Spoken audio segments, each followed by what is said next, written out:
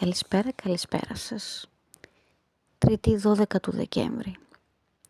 Οι μέρες περνούν και πλησιάζουμε σε μία από τις πιο μεγάλες γιορτές της Ορθοδοξίας μας, τα Χριστούγεννα.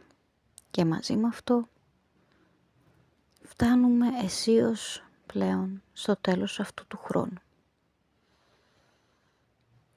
Εύχομαι όλοι σας να έχετε κοντά σας τα άτομα που αγαπάτε, την οικογένειά σας, είτε βρίσκεστε εντός Ελλάδας και συγκεκριμένα Θεσσαλονίκης, είτε είσαστε αναγκασμένοι πιθανόν να ταξιδέψετε κάπου μακριά.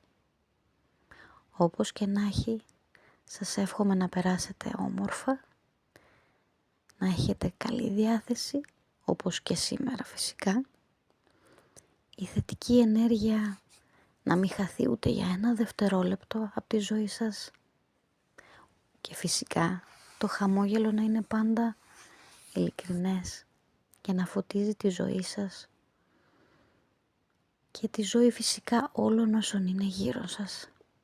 Να έχετε ένα όμορφο βράδυ.